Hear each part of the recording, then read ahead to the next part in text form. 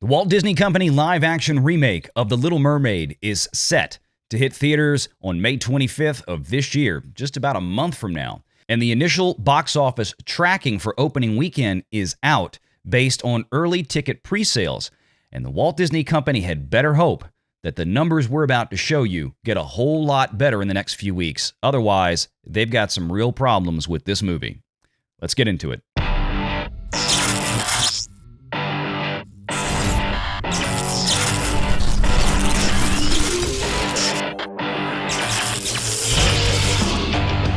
Renegade Online.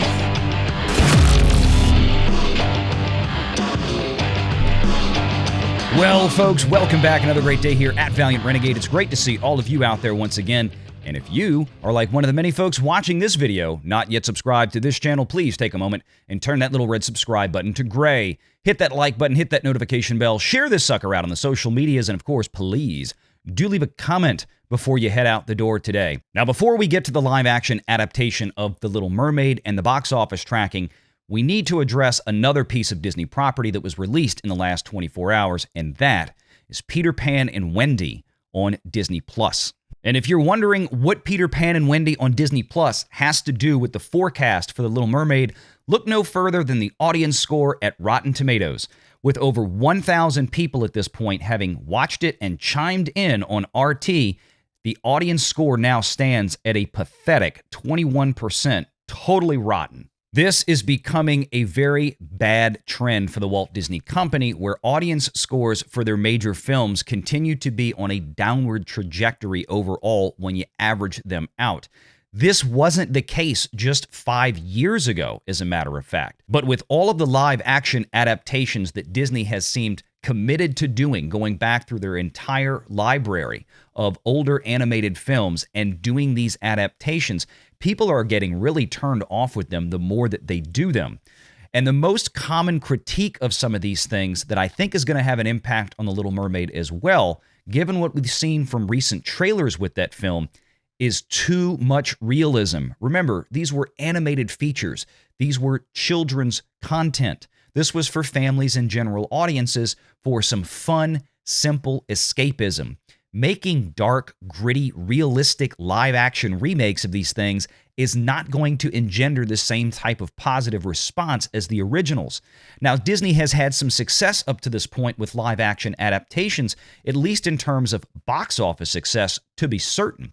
Namely things like The Lion King, or how about Beauty and the Beast? How about Aladdin? All of those live-action adaptations actually were fairly good live-action representations of the original animated content that Disney had done years before. But some of these latest entries really have gone off the rails, in my opinion, just from a visual perspective. And that doesn't even include things like race-swapping main characters, namely Peter Pan and Ariel, as we'll get to in a moment. See, Peter Pan and Ariel were both originally presented as what they traditionally were always thought of. They were white characters. Both characters had red hair, as a matter of fact. Now both characters have been swapped, and the red hair is pretty much gone as well. Now, in and of itself, is there anything wrong with that? No, absolutely not. But most people have come to recognize what Disney's game is here, and that is a long-range representation metric. This is what they're going after. We need to expand to other audiences out there that could identify with these characters in a different way than the original characters. But then if the door swings both ways on that argument, then perhaps are you not also, with that same mindset, considering that maybe the traditional audiences, the white demographics, would not show up because they are not represented on screen? That would be a big problem with commercial viability and ticket sales, would it not? Now, I don't think people think that way necessarily, but what I do think is that people have become a bit tired of this race-swapping game for cheap virtue signaling, and that is something that Disney has all but said outright is exactly what they've been doing, and looks at this point to have no signs of stopping. And with audience scores like this for Peter Pan and Wendy, it seems to solidify a theory that I had several months ago when this was announced going straight to Disney+. And that was that maybe Disney didn't have enough confidence in this film to put it in theaters. Because quite frankly, as we remind folks, Kathleen Kennedy once famously said that it's much easier to get away from public scrutiny by releasing projects onto streaming rather than in theaters. And what that means is that when a film comes out in a theater, you can very clearly see the grade of commercial success with actual sales, box office receipts that are publicly reported and updated every single day that the movie is in its theatrical run. Whereas on a streaming service, that tends to be much more concealed, with places like Samba TV and even Nielsen out there that can take weeks many times to report data for viewership, and that viewership data is usually skewed or incomplete, and it's more difficult to really see what the reactions were in that case. But The Little Mermaid is not going to have the advantage of concealing its either failure or success on a streaming platform, because it is hitting theaters on May 25th. And it should be, just like Peter Pan should be a remake that Disney would be proud and confident to put into theaters. But with The Little Mermaid, the initial trailers gave me a sign of hope that this could really be Disney's big sleeper hit of the year, perhaps the biggest movie they had coming out this year. But as time went on, Disney, well, they decided to Disney, because hashtag Disney dumb. And all of the marketing for this movie started centering around the representation of the characters, and that was not going to go over well. And I'll show you in just a minute with some data on YouTube how bad things are. But let's read through this article from Box Office Pro. The Little Mermaid was one of the first films in Disney's 1990s second golden era run of animated films, earning $84 million domestically after its late 1989 Thanksgiving window bow. This remake has remained one of the most anticipated live-action treatments remaining from the studio's vault of that time, following the massive success of other redos like Beauty and the Beast, Aladdin, and others. Additionally, casting Halle Bailey as a person of color as Ariel could help expand the original film's appeal to a more diverse audience and potentially overperform current box office expectations. But on the flip side, Box Office Pro reports, following some mixed reception towards early teaser trailers, prospects for The Little Mermaid's ability to capture an audience outside its base could be somewhat challenging relative to the studio's bigger blockbusters. Social sentiment and trailer footprints haven't been quite as encouraging as 2019's Aladdin to this point, and the absence of a major star like Will Smith in the case of Aladdin or Emma Watson in the case of Beauty and the Beast to headline this film might further limit general audience expansion. That also reflects the fact that while popular, the original Mermaid was not a box office powerhouse on the level of Beauty, Aladdin, or Lion King 3 decades ago. Now, to that statement, they have a point, but what you have to remember with The Little Mermaid was it became an enormous powerhouse following its theatrical run. It became, quite frankly, one of the biggest selling soundtracks that Disney has ever had. It has sold billions of dollars at the retail level of merchandise, VHS tapes, DVDs, Blu-rays, so on. Offshoots, they made spin-off movies of this thing that went straight to video. They have made billions of dollars on The Little Mermaid. This should be a layup for Disney with this live-action remake, and right now it's a struggle. Furthermore, the expectation for in-house Disney films to reach pre-pandemic breakout levels remains volatile to estimate, as their specific and unique audience has increasingly had access to similar IP adaptations and remakes on streaming via Disney+. And all of those excellent points, because that is something that we have discussed here before on Valiant Renegade, and that is Disney has, over the last several years, retrained their audiences to skip the theaters and wait 45 to 60 days, and the movie lands on Disney+. And the other problem with The Little Mermaid that encourages that behavior even further is that, unlike the original Little Mermaid, this new version is 45 minutes longer. The original Little Mermaid was about 89 minutes, right at about an hour and a half. This new Little Mermaid is 2 hours and 15 minutes. It is 50% longer than the original. Children's animated features should be kept to around 90 minutes as much as possible, which affords two advantages. Number one, the number of screenings that any given theatrical screen can do in a day is increased greatly. Think of Super Mario Bros. Right now with a 90-minute runtime. They can get 5, maybe 6 screenings on each screen of that film per day, giving audiences and families more chances, more windows of opportunity to go at different times during the day.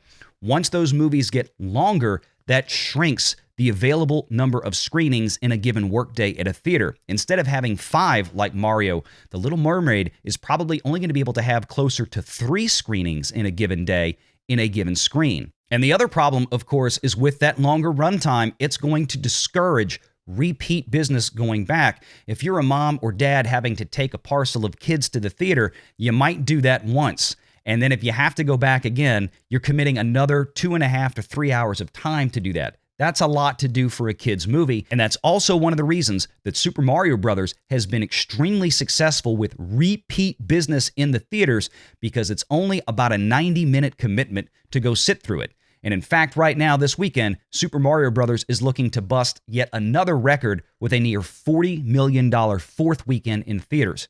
I don't think Ariel's going to get anything like that in a few weeks. And let me show you the numbers that Box Office Pro has right now. Now, on this chart, Guardians of the Galaxy 3 also had its updates this week, and that movie releases in about a week from now. It is still sitting at about the $120 million range. It's been going down the last couple of weeks, 6%, and then this week, 4%.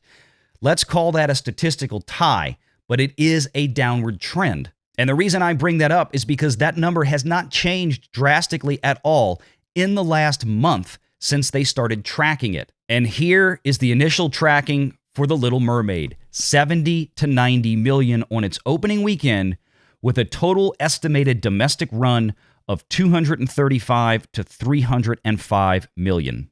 If those numbers hold at that level, that would be an absolute mess for the Walt Disney Company. This is another production with another $200+ million budget, I'm sure, and that's before they spend a dime on marketing.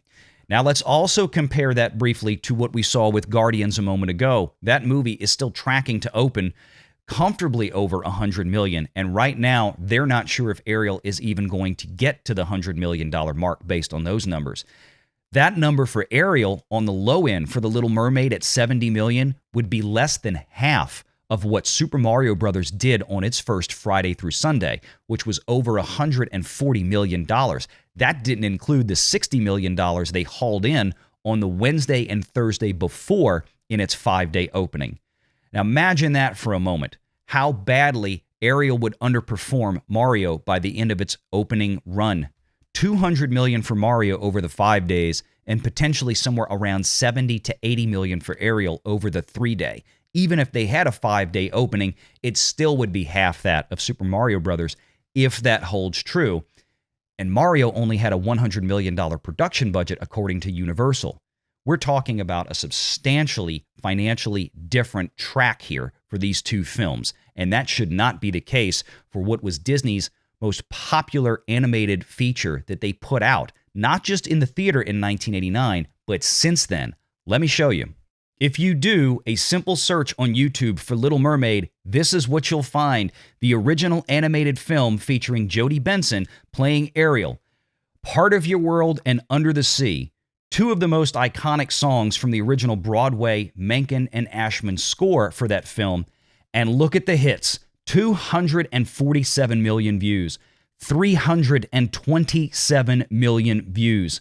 Look down here at this trailer for The Little Mermaid, 14 million views from a month ago. Now, granted, that is anecdotal evidence, and I understand that, but you can't ignore the fact that when people go search for The Little Mermaid, they're very connected to the original cartoon, and that does not seem to be translating over at the same levels of strength to this new live-action remake, and that's why I believe those box office projections are probably on the money. Now, I want to remind folks when it comes to those box office projections a couple of things. What you're looking at right now between 70 and 90 million, again, are initial projections, and those projections are based on the strength of ticket pre-sales in the first few days. They are then projecting that out to what that could look like as an opening weekend. Now, in the past, they've been dead on, they've been wrong, they've been right. It's hard to really get a grip on this one because The Little Mermaid is not going to perform quite like Guardians of the Galaxy 3, and here's why. The advantage that The Little Mermaid has is it's probably going to engender more walk-up traffic with families, parents, and kids. Marvel Cinematic Universe movies tend to have a much higher degree of audience pre-sales for tickets. That's why we see such front-loading with Marvel films. The Thursday night previews, the opening Fridays and Saturdays, and even into Sundays. Pre-sale figures for those films are much higher. Family and general entertainment audiences tend to be less so. And I always point back to movies like Top Gun Maverick and I think Mission Impossible Dead Reckoning this summer as well. Those movies are going to depend much more favorably on walk-up traffic, and I think Ariel will as well. So there is a potential that this figure is going to be low, but the fact that it's this much lower than Guardians, this much lower than Mario, really doesn't make a difference. It should be concerning nonetheless, and this movie has a lot of ground to make up in the next few weeks. Super Mario Bros. Had a tremendous amount of walk-up traffic in its opening weekend, which is why all of the early projections were blown out of the water. But Super Mario Bros. Had one thing going for it for sure that The Little Mermaid to this point does not seem to, and that is universally positive word of mouth. Big hype coming into this movie. The movie released, and then the movie delivered on that hype and got audiences coming back. We've got Jimmy Fallon on late night TV right now making fun of The Little Mermaid and how Flounder looks. So let me know what your thoughts are in the comments below. Do you think this tracking is going to hold? Is it going to get better? Is it going to get worse? If it's going to get better or worse, tell me how much better or worse you think it's going to get, because of right now, Disney is in trouble with this one for sure. We'll talk more about it on the Sunday live show. Hope to see you there, 6 p.m. Eastern Standard Time, right here on Valiant Renegade. And until then, take care.